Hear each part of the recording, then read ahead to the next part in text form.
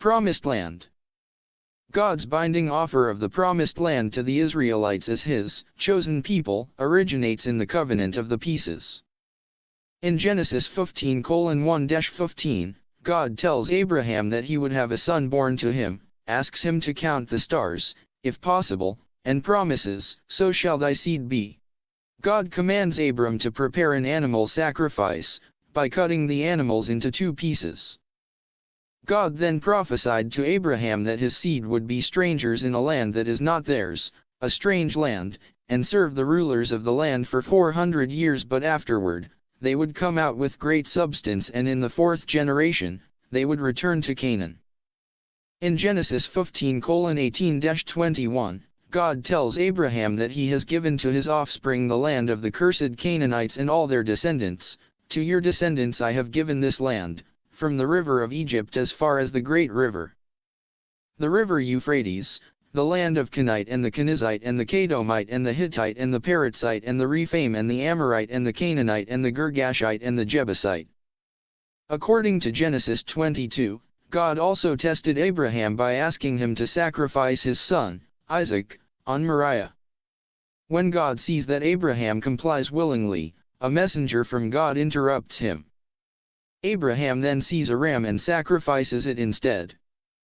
The sages of the Talmud understood this event, known as the Akda, as an opportunity to teach humankind, once and for all, that human sacrifice, child sacrifice, is not acceptable.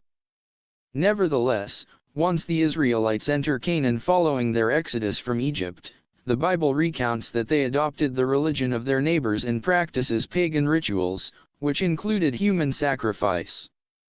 Abraham's son Jacob, later renamed Israel, fathered 12 sons who became the 12 tribes of Israel, who also were understood mystically.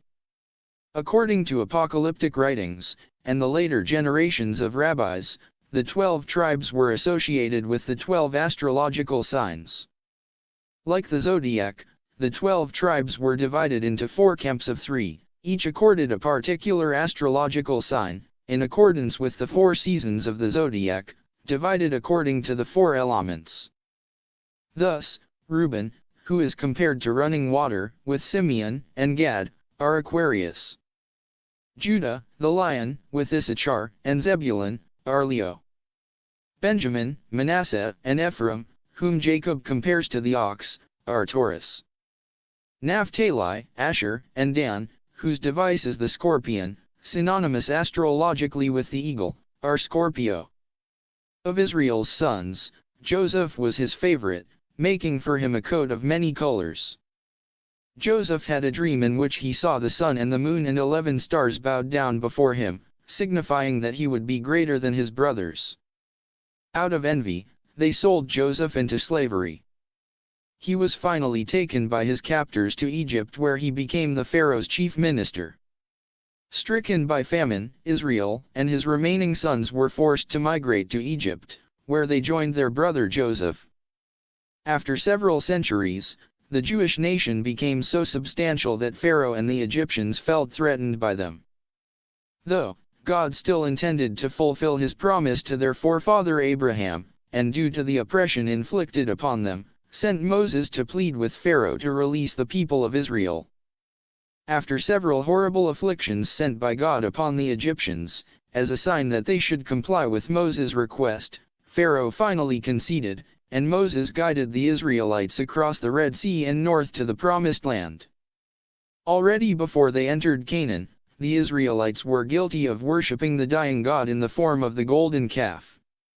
Shortly following the Exodus, and soon after having crossed the Red Sea, while Moses was on Mount Sinai receiving the tablets of the 10 Commandments, the Jews became concerned that their prophet was tarrying far too long on the mountain. Exodus 32:1-4 recounts that they approached Moses' brother Aaron, demanding, "Come, make us a god who will go before us. As for this Moses, the man who brought us up from Egypt, we do not know what has become of him." Aaron advised them to collect their jewelry, and melting it, formed a statue of a calf, and said to them, "This is your God, O Israel, who brought you up from the land of Egypt." The golden calf recalls Apis, the Egyptian bull god associated with Osiris, who was identified by the Egyptians with Orion. And its accompanying, pagan revelry, understood to be a reference to the orgiastic rites associated with paganism. When Moses returned from the mountain, upon seeing the spectacle, he smashed the tablets of the Ten Commandments.